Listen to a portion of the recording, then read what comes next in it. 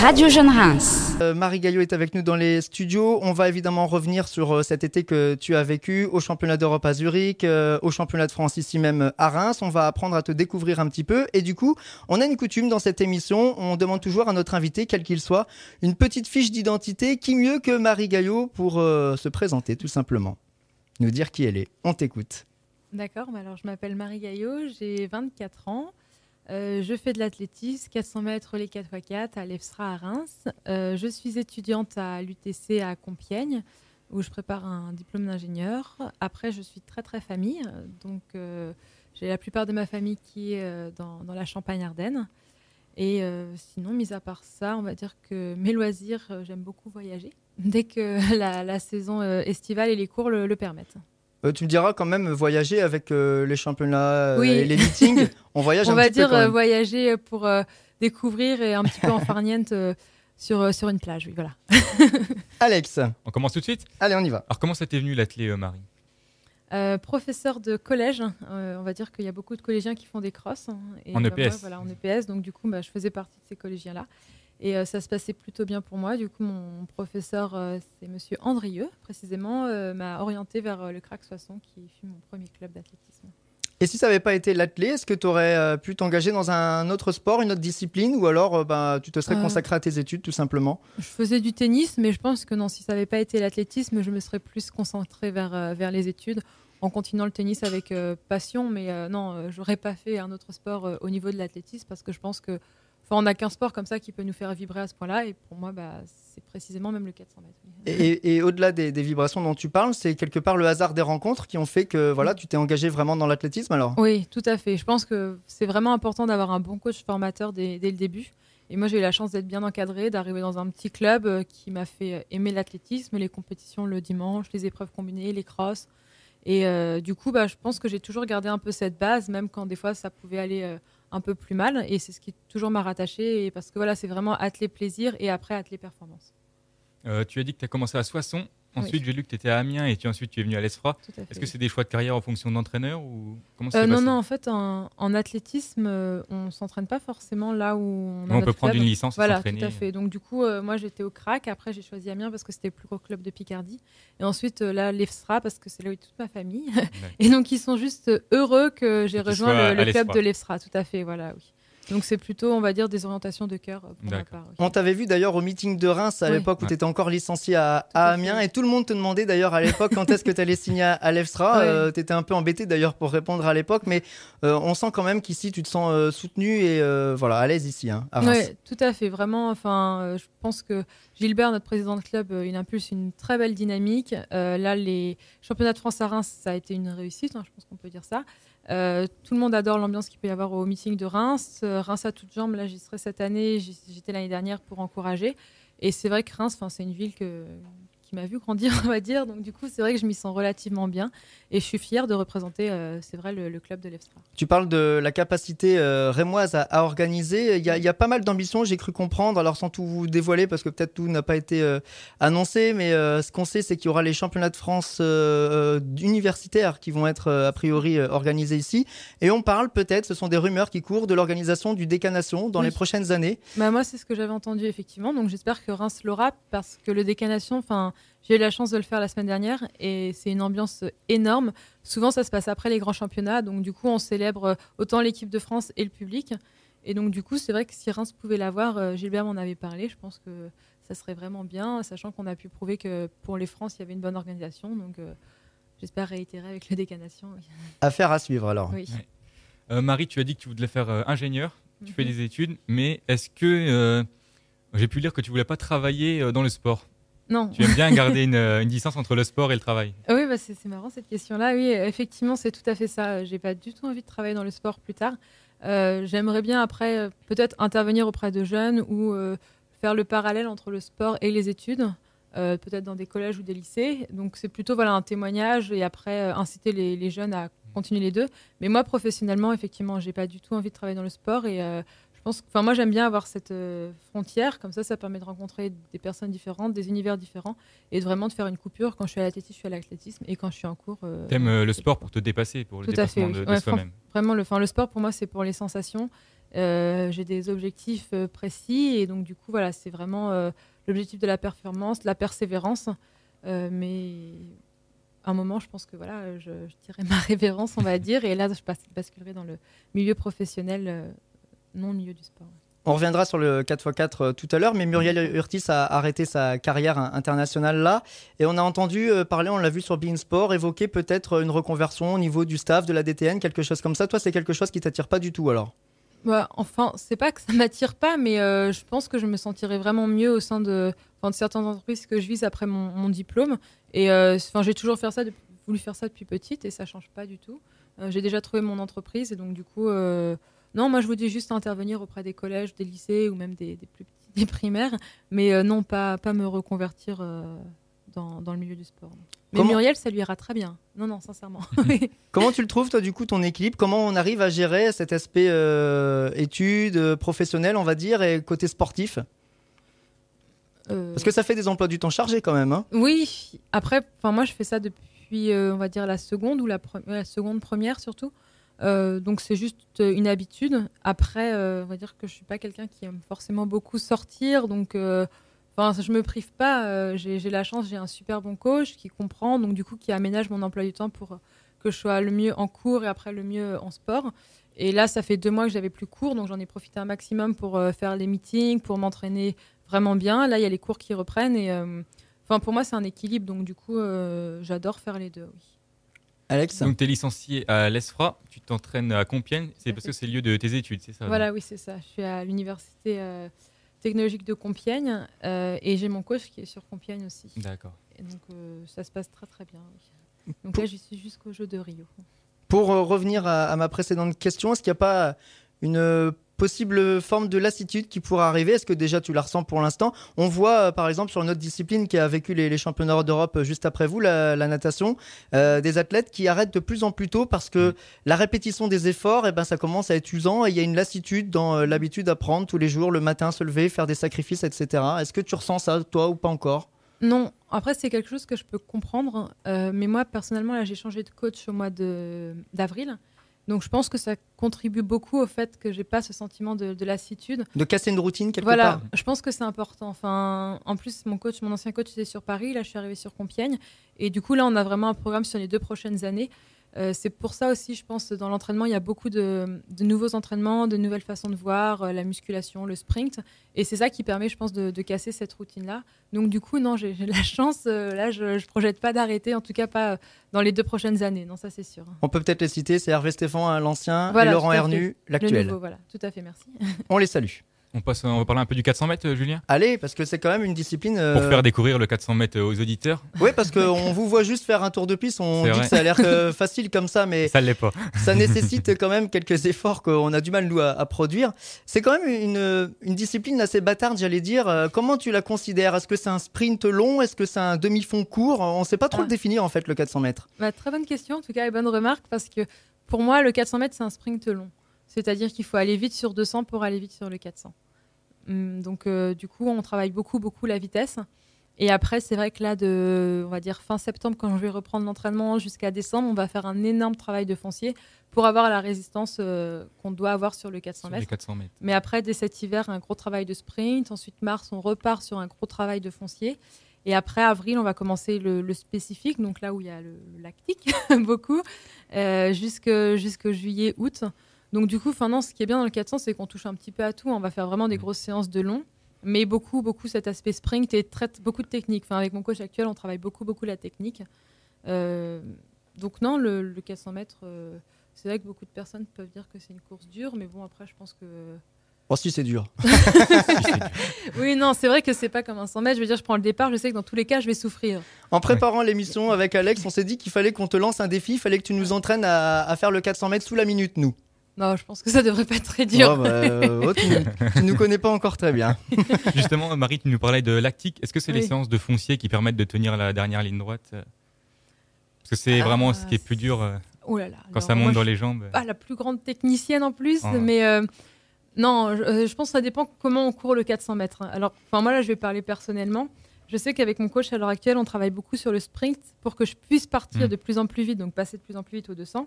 et après tenir cette vitesse. Ce rythme. Donc du coup, les séances d'endurance ou d'aérobie que je vais pouvoir faire vont me permettre par exemple d'enchaîner les tours dans les séances, de beaucoup mieux récupérer et forcément de tenir aussi le 400 mètres. Mais je pense que le gros travail à faire, pour ma part, pour tenir les 100 derniers mètres, ça va être un gros travail sur la résistance vitesse, c'est-à-dire être capable de tenir la vitesse que j'aurai accumulée pour les 200 premiers mètres. Pour l'instant, c'est ce qui me manque. Ça dépend de sa tactique de course à peu près. Voilà, oui. Donc là, j'ai parlé personnellement. Je sais que j'aime beaucoup comme athlète Sania Richard, donc elle court beaucoup dans ce principe-là. Elle a une très grosse base de vitesse. Muriel aussi. Muriel, elle était obligée de partir très vite sur le 200 et après, elle essayait de tenir un maximum. Et dans un autre style, on avait Marc Raquil chez les hommes. Ah oui, là, c'est carrément un autre style. Là, c'est autre chose, voilà. Oui. Lui, c'est même un style unique. Hein. Oui, c'est les derniers 200. Voilà, oui. Avant, je courais comme ça et le problème, c'est qu'à un moment... Il faut être fort mentalement, surtout, je pense, pour ça. En fait, c'est parce qu'à un moment, j'arrivais toujours aux 300 derrière les filles et on dit toujours le temps perdu, ça se rattrape pas. Donc, du coup, j'avais beau avoir un gros finish, à un moment, j'arrivais jamais à revenir sur les filles. Donc, du coup, là, on travaille de plus en plus pour qu'aux 300... de sortir avec les filles. Quand je dis les filles, c'est sur le gratin mondial, d'essayer de sortir, sachant qu'il y a les mondiaux l'année prochaine. Voilà, c'est dans cet objectif-là. Ouais, parce que sur la finale du 400 mètres des championnats de France, ici même à Reims, c'était une course un peu différente. Voilà. On te voit partir assez vite. On te voit dans le dernier virage ou dans la deuxième partie du 200 mètres, tempéré, et tu réaccélères sur la dernière partie où tu passes Floria dans la dernière ligne droite. Oui, en gros, c'est ce schéma de course-là qu'il va falloir réitérer, mais avec un peu plus d'intensité partout.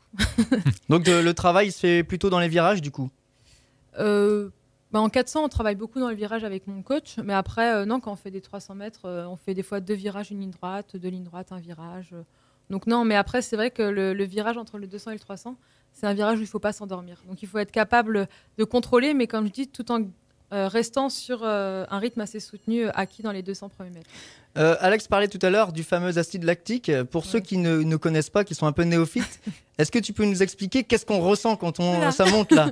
Ça fait mal en fait, tout simplement. En gros, quand on termine une séance bien lactique, on est à 4 pattes, on ne sait pas quelle position adopter parce que dans tous les cas, ça brûle au niveau des fessiers et des ischios et ça met à peu près 5 minutes à partir, oui.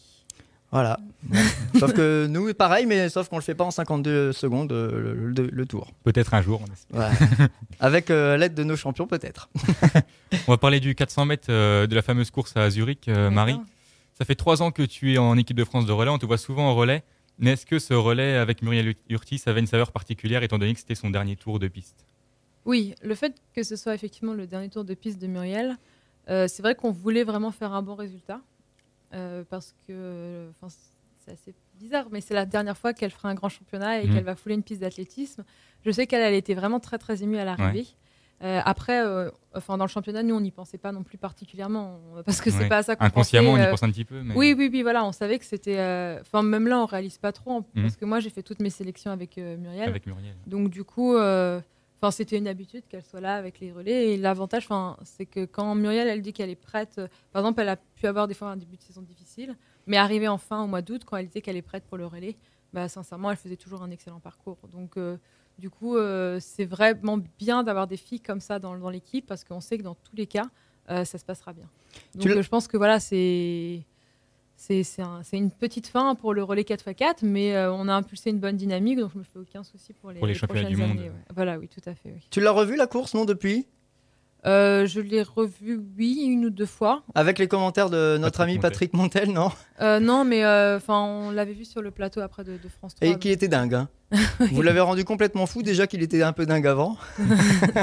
Nous aussi, on était fous. Nous, on était dingue aussi. Dès le premier tour, du coup, parce que c'est toi qui a initié le relais. C'était un choix tactique, c'était toi qui l'avais demandé. Est-ce que tu te sentais à ta place? C'est pas moi qui le demande la première place. Non. On va dire que la première place, il y a beaucoup de monde qui ont peur de la première place. Donc du coup, moi, ça fait 2 ans qu'on m'a mis là. Voilà.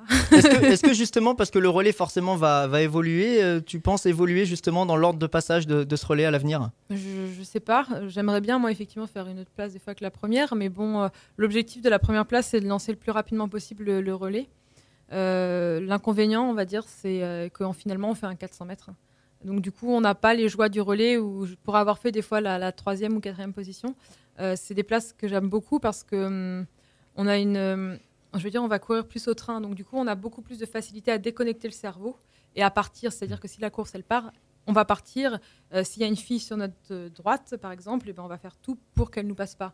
Tandis que la première position, je fais un 400 mètres. Il y a un petit quelque chose en plus. Normal. Oui, je vais courir dans mon couloir et je vais pas avoir cet esprit de bagarre qu'on pouvait avoir la deuxième, troisième. Comme l'a eu Floria dans le 4e relais. Voilà, oui. Donc du coup, c'est des frères. Voilà, j'aimerais bien un petit peu avoir cette bagarre avec les filles.